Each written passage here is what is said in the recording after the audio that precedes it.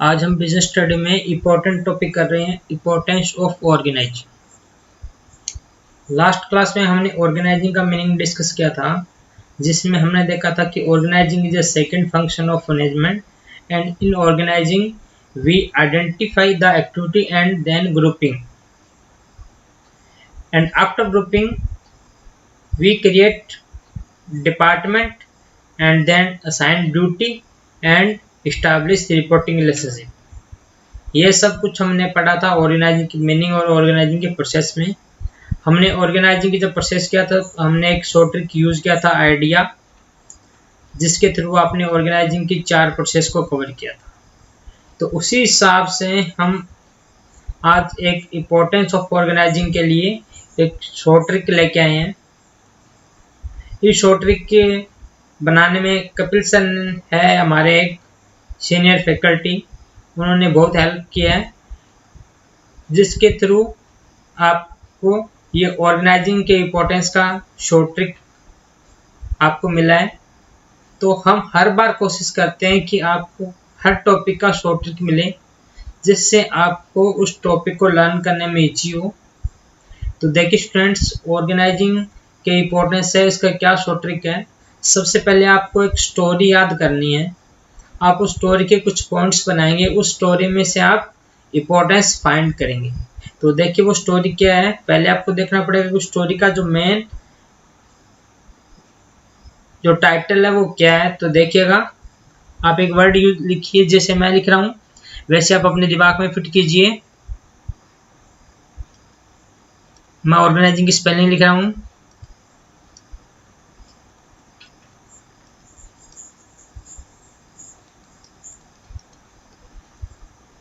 ये देखिए ऑर्गेनाइजिंग की स्पेलिंग मैंने ऐसे टुकड़ों में लिख दी, ठीक है।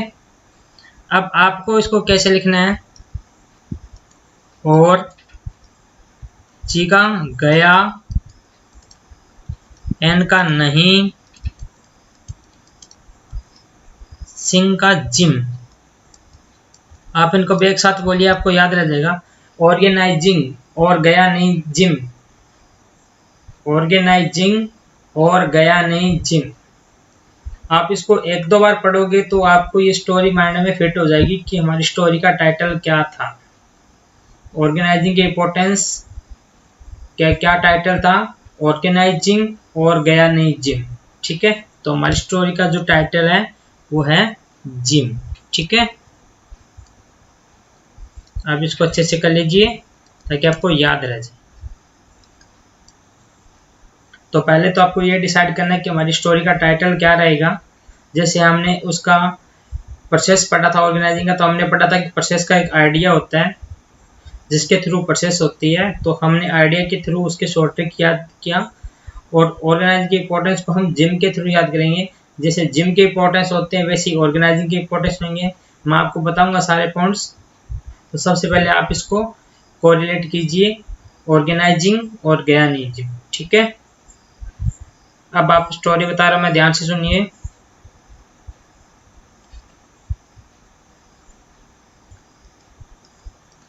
ये मिस्टर ए और इधर है मिस्टर एक्स, ध्यान से सुनिए। मिस्टर है वो फिट है, एकदम कंप्लीट हेल्थी फिट है। लेकिन जो मिस्टर एक्स है वो थोड़ा फैटी है, वो थोड़ा फैटी टाइप का है मिस्टर एक्स। तो एक दिन क्या होता है, ये दोनों बचपन के दोस्त थे, mister A and mister x, ठीक है, चाइल्डहुड फ्रेंड थे। जब उन्होंने 12th पास कर ली, सब अपने जॉब में लग गए। मिस्टर एक्स अपना जॉब करने लग गया, मिस्टर वाई अपना जॉब करने लग गया। कम से कम 10 साल बाद दोनों एक दिन मिले। कौन कौन, mister A and mister x. ध्यान से सुनते जाइए स्टोरी को। मिस्टर ए और मिस्टर एक्स दोनों 10 साल बाद में मिले। मिस्टर ए ने मिस्टर एक्स का जब उसका हेल्थ सिस्टम देखा तो उसको थोड़ा सा सरप्राइज हुआ कि यार ये कैसे हुआ। जब हम पढ़ते थे तब तो तू और मैं एक जैसा ही था, हम दोनों इतने मतलब मोटे नहीं थे। आप तो मिस्टर एक्स को वो कुछ बोलता है मिस्टर ए, तो क्या बोलता है मैं उसको बताता हूँ, उस लाइन को आप जरूर फोकस कीजिएगा। वो आप उसको बोलता है कि यार मिस्टर एक्स तुम तो बहुत एक्सपेंड हो गया, तेने तो बहुत ग्रोथ कर ली, ठीक है ना। तो क्या बोलता है कि यार तुम तो बहुत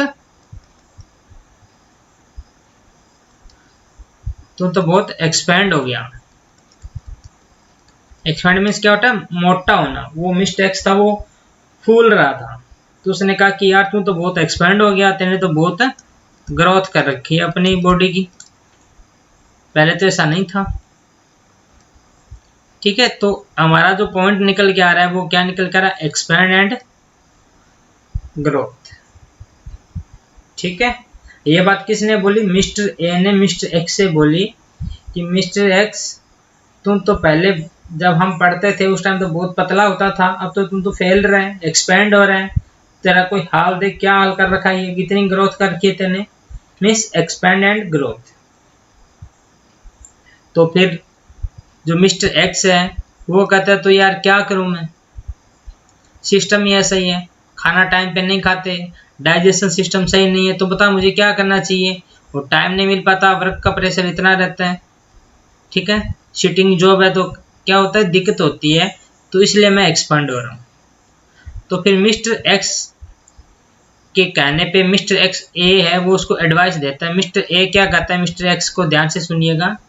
अब मिस्टर ए कहता है कि यार तेरे को कोई स्पेशलिस्ट के पास जाना चाहिए, कोई जिम स्पेशलिस्ट के पास तेरे को जाना चाहिए। क्या बोलता है कि यार कोई जिम या कार्डियो स्पेशलिस्ट है उसके पास जा, वो तेरे को कोई बताएंगे कि कैसे पतला होएगा, ये तो बहुत गंदा हाल हो रहा है। मीन्स आप कोई स्पेशलिस्ट के पास जाइए, ठीक है, जिससे वो आपको बता सकता है कि आपका ये जो ग्रोथ हो रखी है बॉडी की, जो एक्सपेंड हो रखा है सिस्टम, वो कैसे आपका रिड्यूस होगा, कैसे आपका फैट है वो कम होगा। ये बात कौन बोलता है, मिस्टर ए बोलता है मिस्टर एक्स को। तो यहाँ पे हमारा पॉइंट बन के आ रहा है स्पेशलाइजेशन। ठीक है, तो हम बाद में इस पॉइंट को पूरा करेंगे, अभी आप स्टोरी को याद कीजिए साथ साथ। तो ठीक है, अभी फिर मिस्टर एक्स चला जाता है कहाँ पे, जिम चला जाता है मिस्टर ए के कहने पे कि ठीक है भैया जाते हैं हम जिम वाले के पास जाते हैं, वो कुछ बताएगा तो हम देखते हैं, नहीं तो सिस्टम बहुत बुरा हो रहा है, बॉडी का हाल बेहाल हो रहा है। ठीक है, आप समझ रहे होंगे इस चीज़ को। तो अब देखिए पॉइंट नंबर 3। अब जब मिस्टर एक्स वहाँ पे स्पेशलिस्ट के पास चला जाता है, जिम वाले के पास, तो जिम वाला उसको कहता है कि आइए, किस लिए आइए, आपको बॉडी बनानी है या आपको वेट रिड्यूस करना है, क्या करना है आपको, हमारे पास बहुत फैसिलिटी है। आपको पता है जिम में बहुत सारी फैसिलिटी होती है, कोई बॉडी बनाने जाता है, कोई टाइम पास करने जाता है, ठीक है, कोई वेट रिड्यूस करने जाता है, तो अलग अलग तरह के लोग होते हैं। तो वो पूछता है उसको कि आपका जो मेन पर्पज है वो क्या है, आप क्लियरिटी कीजिए उसको, अपना जो रिलेशन रहेगा वो एज ए बॉडी बिल्डर बनने है आपको, या आपको वेट रिड्यूस करना है, या क्या करना है बताइए। मीन्स वो क्या कर रहा है, वो क्लियरिटी के बारे में कह रहा है। ठीक है, वो कह रहा है कि आपका जो भी आने का पर्पज है वो क्लियर होना चाहिए, मीन्स क्लियरिटी ऑफ रिलेशनशिप।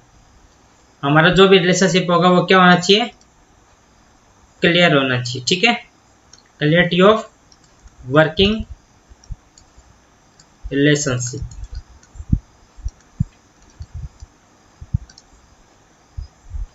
तो मिस्टर एक्स है वो सोचता है और 2 मिनट बाद में सोच के बताता है कि ठीक है सर, मुझे तो ना वेट रिड्यूस का ऑप्ट करना है, मीन्स मुझे बॉडी नहीं बनानी, मुझे तो वेट रिड्यूस करना है। मीन्स उसने क्या किया, ऑप्ट किया।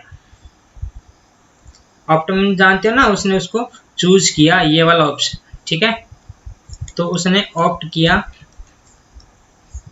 क्या ऑप्ट किया कि मुझे वेट रिड्यूस करना है। ठीक है, तो जिम वाले ने कहा कि ये देखिए हमारे पास बहुत सारे रिसोर्सेज पड़े हैं, ठीक है, ये ट्रेडमिल पड़ी है, ये आप इसको करते रहिए, ये आपको रिसोर्स है, ये सारे आपको वेट रिड्यूस करने में आपकी हेल्प करेंगे। ठीक है, तो उसने क्या किया, ऑप्ट किया, और जिम वाले ने उसको रिसोर्स दिखा दिए सारे, ट्रेडमिल पे सब पे एक एक उसका चक्कर लगवा दिया कि देखो इस हिसाब से आपका वेट रिड्यूस हो। ठीक है, अब क्या हुआ, वो करता रहा 10-15 दिन उसने जिम किया, ट्रेडमिल पे खूब रनिंग की, लेकिन कोई फर्क नहीं हुआ। ठीक है, तो वो जो जिम के अंदर जो मैनेजर होता है वो मैनेजर के पास गया और बोला कि सर यहाँ तो कोई फर्क ही नहीं पड़ रहा, मेरे को तो 10 दिन हो गए यहाँ पे पसीना बहाते हुए, यहाँ कुछ बॉडी में कुछ चेंज नहीं हो रहा। तो वो मैनेजर उसको ऐसे ही गोली दे के भगा देता है, क्योंकि मैनेजर को आपको पता है कि कुछ पता होता नहीं है जिम के बारे में। ठीक है, उसका काम सिर्फ मैनेजमेंट करना होता है। तो उन्होंने ऐसा ही उसको गोली दे के उसको निकाल दिया कि हो जाएगा ऐसे वैसे जो भी है। तो उसके माइंड में आया कि यार इसका एडमिनिस्ट्रेशन लेवल है ना, यहाँ का मैनेजमेंट है वो बेकार है। ठीक है ना, इफेक्टिव होना चाहिए, एडमिनिस्ट्रेशन इफेक्टिव होना चाहिए, एटलीस्ट कम से कम बात तो सही करे बंदा। तो यहाँ से हमारा पॉइंट निकल कर रहा इफेक्टिव एडमिनिस्ट्रेशन। ठीक है ना, इफेक्टिव एडमिनिस्ट्रेशन।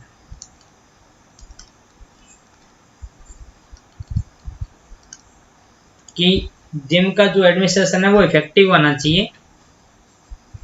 तो फिर वो बंदा फ्रस्ट्रेशन हो जाता है कि कुछ हो ही नहीं रहा, मेहनत बहुत कर रहे हैं। तो फिर वो ट्रेनर से मिलता है, तो ट्रेनर उसको साइड में ले जाता है और उसको समझाता है कहता भाई एक दिन में बॉडी नहीं बनती, एक दिन में वेट रिड्यूस नहीं होता, तेने ये जो फैट बनाया है ये एक दिन में थोड़ी बनाया है, तू इतना बड़ा फैटी हो गया, इसमें कम से कम आपको 1 साल लगा होगा। तो जैसे ये बढ़ा है वैसे ये रिड्यूस होगा। मैं इतना कर सकता हूँ कि 1 साल में बढ़ा है तो इसको 3 या 4 महीने में रिड्यूस कर सकता हूँ, लेकिन आप चाहते हो कि ये ओवरनाइट रिड्यूस हो जाए, तो ये नहीं होगा। ठीक है, तो वो कहेगा इट इज ए सस्टेनेबल, मतलब डेवलपमेंट आएगा, धीरे धीरे आएगा आप में, आपको धीरे धीरे लगेगा कि हाँ भी मेरा वेट रिड्यूस हो रहा है। तो it is a developing process, ये एकदम से कि आपने रनिंग की वेट रिड्यूस हो गया ऐसा कुछ नहीं है। तो ये क्या एक डेवलपिंग प्रोसेस है। ठीक है, तो जैसे जैसे आप इसको करोगे आपके अंदर डेवलपमेंट आएगा और आपकी पर्सनैलिटी अच्छी बनेगी। ठीक है, तो यहाँ पे हमारा पॉइंट आ रहा है पॉइंट नंबर 6, डेवलपमेंट उसका डेवलप होगा, धीरे धीरे करेगा तो, एंड उसकी पर्सनैलिटी बनेगी। ठीक है ना, उसकी क्या बनेगी, पर्सनैलिटी बनेगी। तो उन्होंने उसको फॉलो किया और करता रहा 2 महीने 3 महीने। ठीक है, तो जैसे 4-5 महीने में उसकी बॉडी में काफ़ी सारा डेवलपमेंट आया, उसकी पर्सनैलिटी बन चुकी। ठीक है, फिर वो एक दिन अपने दोस्त मिस्टर एक्स, अपने दोस्त मिस्टर वाई के पास जाते हैं जो शुरू में उसको मिला था। तो मिस्टर ए है वो उसको देख के सरप्राइज हो जाता है दोबारा से। वो कहता है अरे वाह ये क्या हो गया, तेरे में तो बहुत सारा चेंज आ गया, तेने तो वेट को रिड्यूस कर लिया प्लस में बॉडी भी बन गई तेरी तो। ठीक है, तो वो क्या कर रहा है, अडॉप्शन ऑफ चेंज, आपने क्या कर लिया, बहुत सारे चेंजेस को अडॉप्ट कर लिया। तो यहाँ पे हमारा पॉइंट आ रहा है adoption of change, adoption to change. तो इस हिसाब से मिस्टर एक्स ने जिम का अपना सारा सफर पूरा किया। तो ओके स्टूडेंट्स, तो आपको ये समझ में आ गया। मैं स्टोरी को दोबारा बताता हूँ, अगर आप स्टोरी को साथ में नहीं सुनोगे तो भूल जाओगे पॉइंट को, फिर आपका वही बुक और वही आपको रटा मारना वही सिस्टम रहेगा। स्टोरी के हिसाब से पढ़िए, याद रहेगा। क्या होता है, mister A and mister x 2 friend होते हैं, स्कूल फ्रेंड होते हैं। स्कूल ख़त्म होने के बाद में दोनों अपने अपने जॉब लग जाते हैं, कोई दूसरे सिटी में चला जाते हैं। कम से कम 10-15 साल बाद में दोनों मिलते हैं दोस्त, mister A and mister x. तो उस टाइम मिस्टर ए देखता है कि मिस्टर एक्स है वो बहुत बड़ा फैटी हो रहा है, उसे अपने हेल्थ अपने उसके जो बॉडी है वो एक्सपेंड हो रही है उसकी, उसने बहुत ज़्यादा ग्रोथ कर रखी है जितना नहीं होना चाहिए था, मिस ओवर ग्रोथ हो रही है, एक्सपेंड हो रहा है, ग्रोथ हो रहा है। तो वो उसको बोलता है कि यार ये क्या हल कर रखा है, ये ग्रोथ हो रहा है आपकी इतना सारा, थोड़ा खाया करो। तो मिस्टर एक्स बोलता है कि यार खाने का बात नहीं है, एक्चुअली में सिटिंग जॉब है, कहीं जाना घूमना होता नहीं है, उस वजह से हम इतना एक्सपेंड हो। तो बताओ मुझे क्या करना चाहिए। तो मिस्टर ए उसको एडवाइस करता है कि आप किसी जिम या कार्डियो स्पेशलिस्ट के पास जाओ, वही आपको कुछ बता सकते हैं। तो हमारा सेकंड पॉइंट स्पेशलिस्ट आ जाएगा। जब वो कार्डियो स्पेशलिस्ट के पास जाता है, जिम वाले के पास जाता है, तो वो उसको ऑप्शन देता है कि देखिए हमारे पास अलग अलग टाइप की फैसिलिटी है, आपको कौन सी अडॉप्ट करनी है, कौन, ठीक है। तो मीन्स आपका क्लियर होना चाहिए कि आपको बॉडी बनाना है या वेट रिड्यूस करना है या और कुछ करना है, जो भी आपका है। तो मीन्स वहाँ पे क्लियरिटी होना चाहिए। वर्किंग रिलेशनशिप, आप यहाँ पे जो मेहनत करोगे वो किस एंगल की साइड करोगे। अगर आपको बॉडी रिड्यूस करना है तो हम उसका थोड़ा सा डिफरेंट उसका कोर्स है, और अगर आपको बॉडी बिल्ड करना है तो उसका एक डिफरेंट कोर्स है। तो मिस्टर एक्स ने ऑप्ट किया क्योंकि उसका फैटी था, तो उसने वेट रिड्यूस का उसने ऑप्ट किया। ऑप्ट मीन्स यहाँ हम वर्ड यूज करेंगे ऑप्टिमम यूटिलाइजेशन ऑफ रिसोर्सेज। आपको याद आ जाएगा ऑप्टिमम यूटिलाइजेशन ऑफ रिसोर्सेज, ठीक है। तो फिर वो उसको रिसोर्स दिखाता है, डिफरेंट डिफरेंट ट्रेडमिल या साइकिल, वो उसको दिखाता है जो उसके वेट को रिड्यूस करते हैं। तो वो हो गया रिसोर्सेज। 5-10 दिन बाद में उसके माइंड में आता है कि कुछ हो तो रहा नहीं है, इसलिए वो वहाँ पे मैनेजमेंट के पास जाता है। मैनेजमेंट को एडमिनिस्ट्रेशन भी बोलते हैं हम, ठीक है। लेकिन वो उसके साथ सही तरीके से बिहेव नहीं करता, क्योंकि एक्चुअल में उसको खुद को ही पता नहीं होता, मैनेजमेंट में जो बैठा होता है पर्सन जिम में। तो वो सोचता है कि यार इफेक्टिव एडमिनिस्ट्रेशन होना चाहिए यहाँ पे, जिससे बंदा तो पता तो रहे, एक मोटिवेट मिलता रहे कि हाँ भाई ठीक है। तो बाद में वो दुखी होके ट्रेनर से मिलता है। तो ट्रेनर कहता है उसको कि एक डेवलपिंग प्रोसेस है, ये धीरे धीरे आएगी, ये एकदम से नहीं आएगी, ये आपको धीरे धीरे ग्रो होगा, ठीक है। फिर आपकी पर्सनैलिटी में चेंज आएगा। तो उसने किया, पर्सनैलिटी में चेंज आया। तो हमारा पॉइंट नंबर 6 बन गया डेवलपमेंट ऑफ पर्सनल, ठीक है ना। अब जब सब कुछ ये हो गया तो उसका क्या हो गया, फिर उसने बहुत सारा चेंज आ गया। जब वो मिस्टर ए से दोबारा मिला तो मिस्टर ए ने कहा कि यार तेरे में तो बहुत सारा चेंज आ गया, तेने तो बहुत सारा चेंज अडॉप्ट कर रखा है। तो इस हिसाब से मिस्टर एक्स है वो पतला हुआ। किसके थ्रू हुआ? जिम के थ्रू हुआ। तो मैंने आपको बताया था ऑर्गेनाइजिंग, आज गया नहीं जिम, ठीक है। तो स्टूडेंट्स ये स्टोरी याद कर लीजिए, आपको सारे पॉइंट्स इंपॉर्टेंस के अच्छे से याद हो जाए। अब हम इसको थोड़ा सा एक्सप्लेन करते हैं पॉइंट्स को।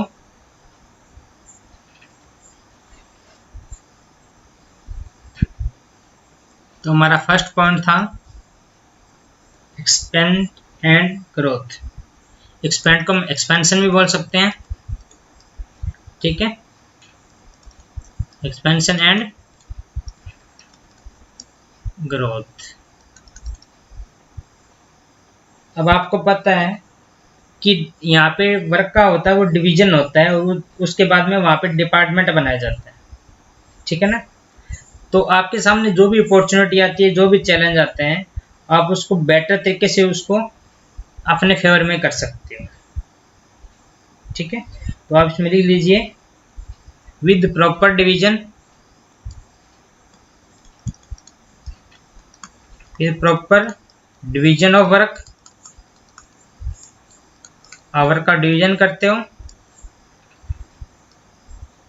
And departmentalisation, and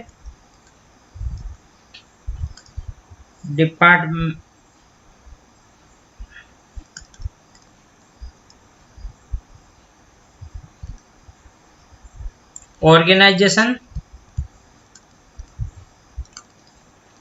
can easily meet the challenges। अपने challenges को वो easily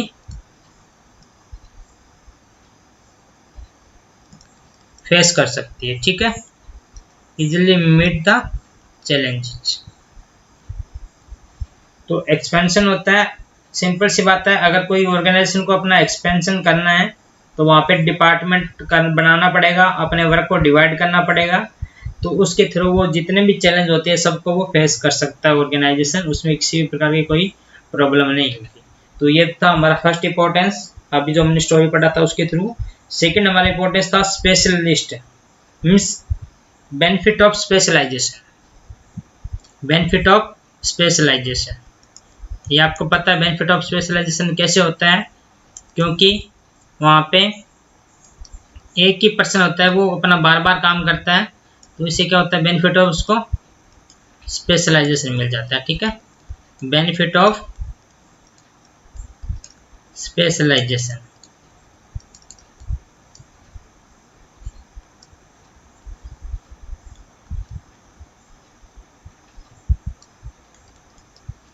ओके, तो बेनिफिट ऑफ स्पेशलाइजेशन में लिख लीजिए, इन ऑर्गेनाइजिंग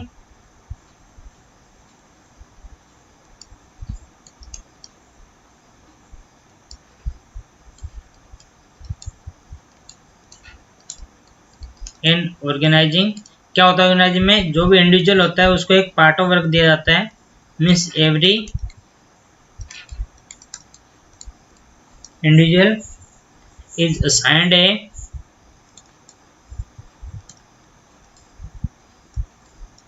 पार्ट ऑफ वर्क। ठीक है, टोटल वर्क लिख दो, पार्ट ऑफ टोटल वर्क। पूरा वर्क एक साथ नहीं दिया जाता, उसको एक पार्ट दिया जाता है, किसको, इंडिविजुअल को, और वो बंदा उस काम को बार बार करता रहता है। ठीक है ना, तो उसको बार बार करने से उसको क्या हो जाता है, स्पेशलाइजेशन हो जाता है। तो अभी इसको लिखिएगा, is assigned A part of total work, और टोटल वर्क किसका कैसे दिया जाएगा, अकॉर्डिंग टू द क्वालिफिकेशन। तो ये भी आप लिख लीजिए, अकॉर्डिंग टू द क्वालिफिकेशन। तो इसे हमें स्पेशलिस्ट का बेनिफिट मिलता है।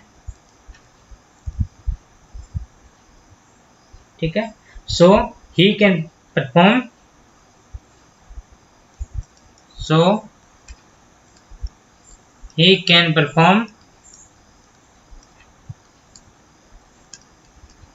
देयर वर्क या जॉब, कैसे परफॉर्म करेगा वो, विद स्पेशलाइजेशन।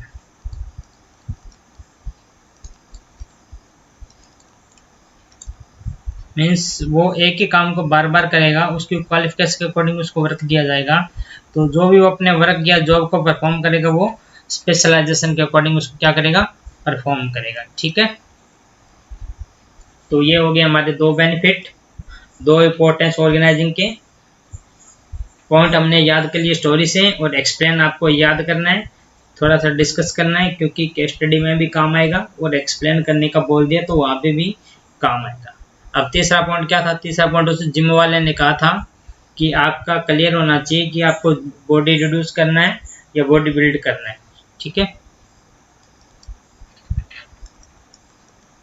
तो पॉइंट नंबर 3, क्लियरिटी। अब क्लियरिटी किसका, क्लियरिटी रोल क्लियरिटी लिख दो, या क्लियरिटी इन वर्किंग रिलेशनशिप। ठीक है ना, तो कोई भी पॉइंट लिख सकते हो आप।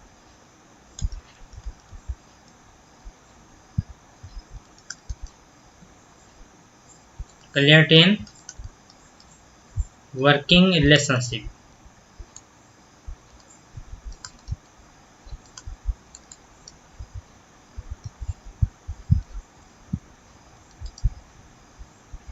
तो रोल क्लियरिटी मीन्स ऑर्गेनाइजिंग के अंदर ड्यूटी असाइन कर दिया जाता है, जिससे सभी का जो रोल होता है वो क्लियर हो जाता है। ठीक है ना, तो इसमें होता है, लिखिए क्लियरली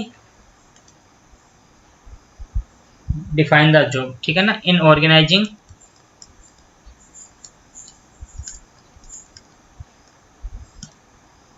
देयर आर, क्या होता है वहां पे, क्लियरली डिफाइन द जॉब।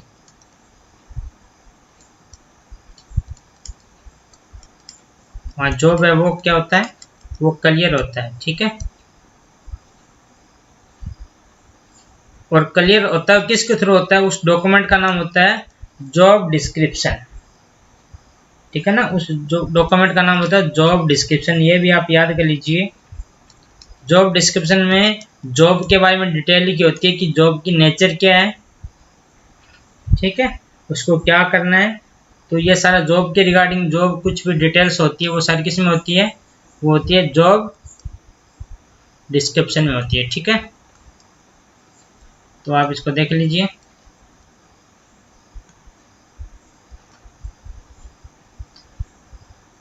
और वर्किंग रिलेशनशिप में भी क्लियर रहेगा, ठीक है ना, क्योंकि आपको पता है कि उसके अंदर अथॉरिटी प्रोवाइड की जाती है, तो उसको कंफर्म होगा कि किसको उसको रिपोर्टिंग करना है। तो वो सारी बातें आप लिख सकते हो जो हमने ऑर्गेनाइजिंग प्रोसेस का लास्ट पॉइंट क्या था, इस्टेब्लिश रिपोर्टिंग रिलेशनशिप। तो वो सारी बातें यहाँ पे वर्किंग रिलेशनशिप के अंदर आप लिख सकते हो। तो उसने रोल क्लियर करने के लिए पूछा जिम वाले ट्रेनर ने, तो मिस्टर एक्स ने जवाब दिया कि ठीक है, मैं वेट रिड्यूस वाले ऑप्शन को ऑप्ट करता हूँ। और उसने उसको क्या दिखाया, ट्रेडमिल वगैरह और जो मशीन वगैरह थी उसको रनिंग करवाई। तो ऑप्ट और resources means optimum utilization of resources, ये हर टॉपिक का इंपॉर्टेंस है। कोई भी आपको टॉपिक पूछे इंपॉर्टेंस में, चाहे वो प्लानिंग का पूछे, चाहे वो मैनेजमेंट का पूछे, या चाहे ऑर्गेनाइजिंग का पूछे, ऑप्टिमम यूटिलाइजेशन ऑफ रिसोर्सेज आपका हर जगह काम आएगा। क्योंकि मैनेजमेंट का दूसरा नाम ही क्या होता है, रिसोर्स का बेटर यूज करना, बेस्ट टू बेस्ट देना उसका। तो optimum utilization of resources confirm आएगा। तो हम बात करते हैं हमारा पॉइंट नंबर 4 इंपॉर्टेंस का। उसने क्या किया, ऑप्ट किया। Opt means optimum,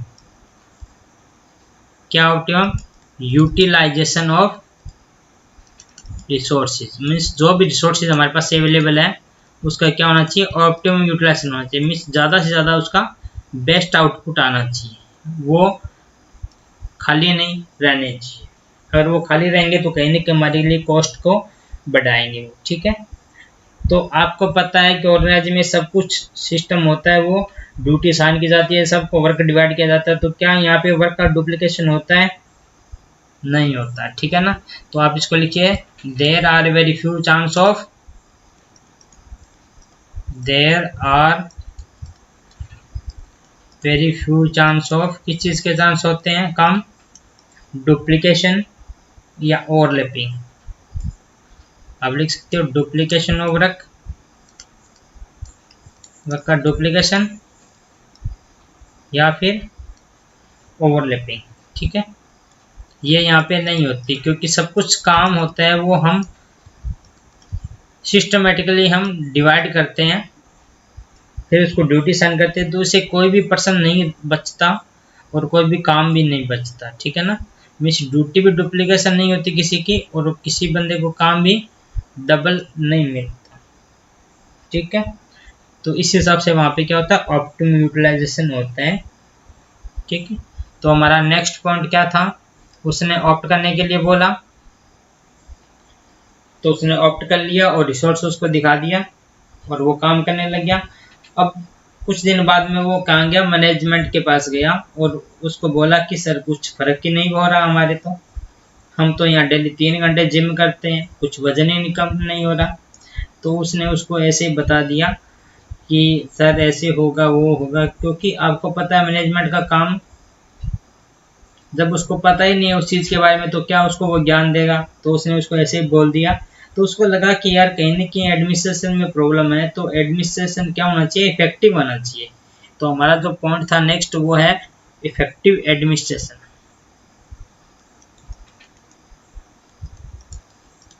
effective administration,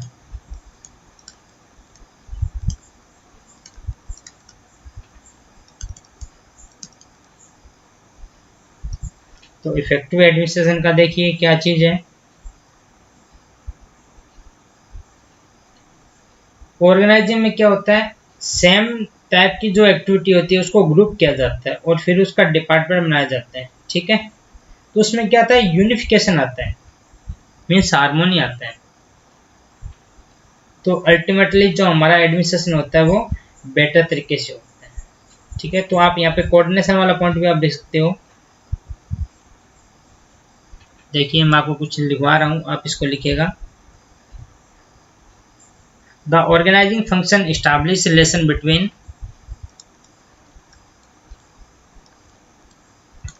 the organizing function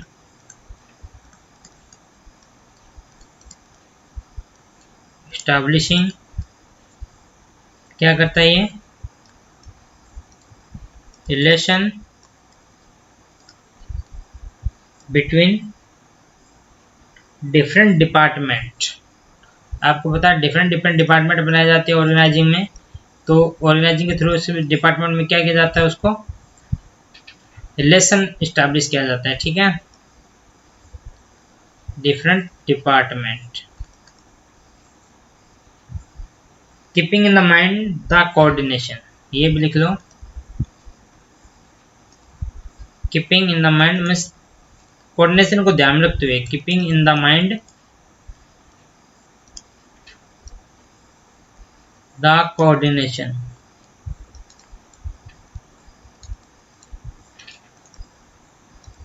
means coordination को ध्यान में रखते हुए वो क्या करता है, एडमिनिस्ट्रेशन करता है, रिलेशन इस्टेब्लिश करता है। ठीक है, तो इससे क्या होता है, इससे इम्प्रूव होगा उसका जो एडमिनिस्ट्रेशन है, उसकी जो एफिशिएंसी है वो इम्प्रूव होगी। और दूसरा इसमें क्लियरिटी होती है, आपने अभी पढ़ा था कि रोल होता है वो क्लियर होता है। जब रोल क्लियर होगा कि मीन्स किसको क्या करना है, तो वहाँ पे जो एडमिनिस्ट्रेशन है वो क्या होगा, उसकी एफिशिएंसी इम्प्रूव होगी। ठीक है ना, तो आप ये भी लिख लीजिए कि by bringing clarity in, by bringing में लेके आना होता है क्या, क्लियरिटी इन रोल,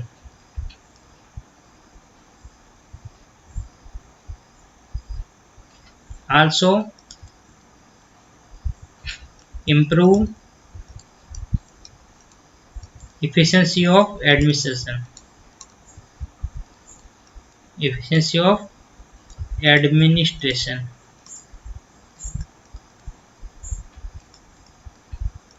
जो एडमिनिस्ट्रेशन की एफिशिएंसी है उसको इम्प्रूव करता है। क्या करता है, ऑर्गेनाइजिंग में एक तो बेटर रिलेशनशिप इस्टेब्लिश किए जाते हैं, कोऑर्डिनेशन को ध्यान रखते हुए, क्योंकि डिफरेंट डिपार्टमेंट होते हैं और उन डिपार्टमेंट में कोऑर्डिनेशन बनाना, हार्मोनाइज करना एक चैलेंज होता है। वो सारा काम ऑर्गेनाइजिंग के थ्रू किया जाता है। और दूसरी बात, वो क्लैरिटी लाके जो ऑर्गेनाइजिंग की जो एडमिनिस्ट्रेशन है उसकी एफिशिएंसी को इम्प्रूव कर सकता है। तो ये हो गया हमारा इफेक्टिव एडमिनिस्ट्रेशन। अब वो मिस्टेक्स है, वो क्या कर रहा था, मिस्टेक्स वहाँ पे जिम कर रहा था, तो उसको क्या हुआ, वहाँ पे ट्रेनर से बात हुई, ट्रेनर ने कहा कि ये भाई धीरे धीरे एक स्लोइंग प्रोसेस है। ठीक है, इसमें आपको ऐसे नहीं कि आपका ओवरनाइट में ही आपका वेट रिड्यूस हो जाएगा, जो आपने 1 साल से बढ़ा रखा है वो एक रात में कम नहीं होगा। उसके लिए आपको मेहनत करनी पड़ेगी, 3-4 महीने तो पसीना बहाना पड़ेगा। ठीक है, तो उसने कहा कि आपकी पर्सनालिटी डेवलप करनी है तो ये सारा करना पड़ेगा। तो हमने पॉइंट बनाया था development of personal, point number कौन सा था, शायद 6 था।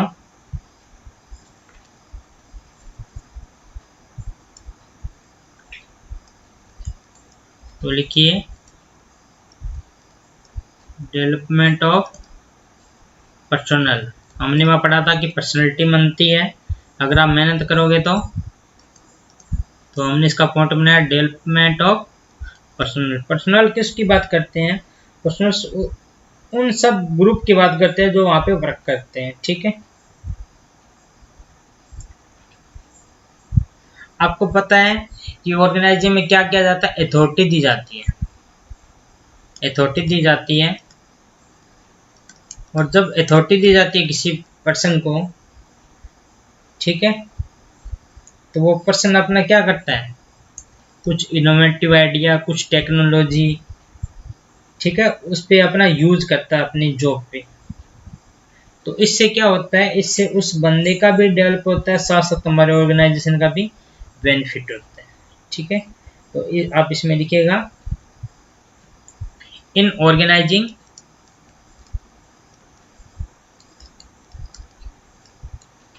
वी डेलीगेट, क्या डेलीगेट करते हैं, अथॉरिटी। अथॉरिटी क्या करते हैं हम, डेलीगेट करते हैं टू मैनेजर्स। किसको अथॉरिटी डेलीगेट करते हैं, टू सबऑर्डिनेट को करते हैं, ठीक है ना, सबऑर्डिनेट्स। अब जो सबऑर्डिनेट है वो अपना बेटर वे से काम करेंगे वहां पे, क्योंकि उसके पास क्या है, अथॉरिटी है, ठीक है।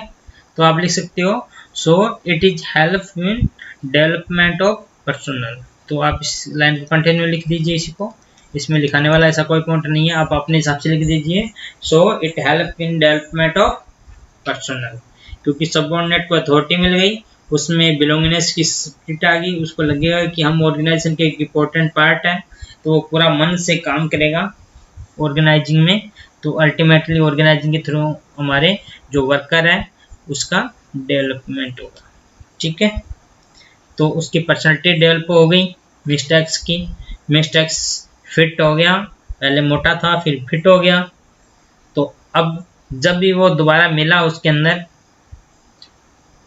किसी पर्टिकुलर रेस्टोरेंट में, जब दोबारा मिले मिस्टर ए और मिस्टर एक्स, तो मिस्टर ए ने उसका क्या देखा, उसमें चेंज देखा, तो बोला कि यार आपने तो चेंज को अडॉप्ट कर लिया। अडॉप्ट मीन्स होता है चेंज को खुद पे अडॉप्ट करना, ठीक है ना। तो हमारा जो लास्ट पॉइंट है एडमिनिस्ट्रेशन का वो है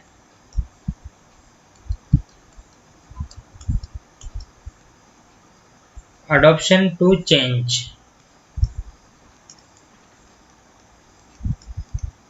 अडॉप्शन टू चेंज। आपको पता है बिजनेस इन्वायरमेंट में काम करता है हमारा बिजनेस, और business environment is a complete dynamic system. वहाँ पे डिफरेंट डिफरेंट टाइप के चैलेंजेस आते रहते हैं, डिफरेंट डिफरेंट टाइप का चेंज होता रहता है, जिनको एक बिजनेस को समझना बहुत मुश्किल होता है। बट एक ऑर्गेनाइजिंग के थ्रू हम डिफरेंट डिफरेंट डिपार्टमेंट क्रिएट करके हम उस चेंज को अडॉप्ट कर सकते हैं, ठीक है ना। तो आप इसमें लिखिए when there are change in, whenever the change is in, किस में आते हैं चेंजेस, बिजनेस इन्वायरमेंट में आते हैं।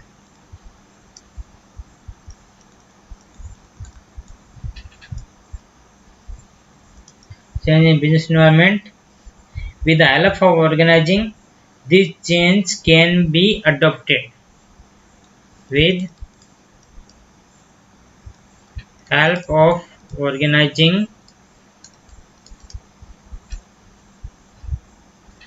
these changes can be adopted,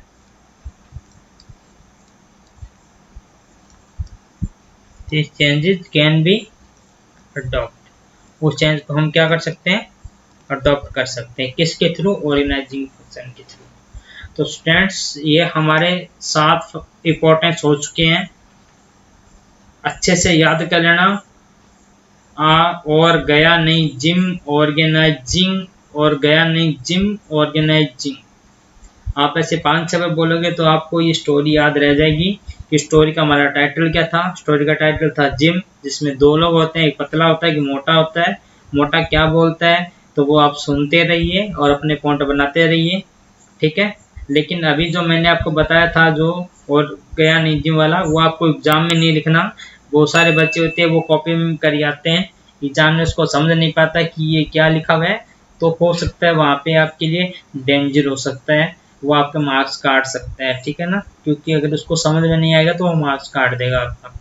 तो बेटर यही है कि उसको आप रफ साइड में लिख लीजिए और उससे पॉइंट उठा के जिम की स्टोरी याद करके जो हमारे 7 पॉइंट है आप इसको यहाँ पे लिख लीजिएगा। तो ओके स्टूडेंट्स, ये स्टोरी अगर आपको समझ में नहीं आई है तो आप इसको बार बार पढ़िएगा, ठीक है।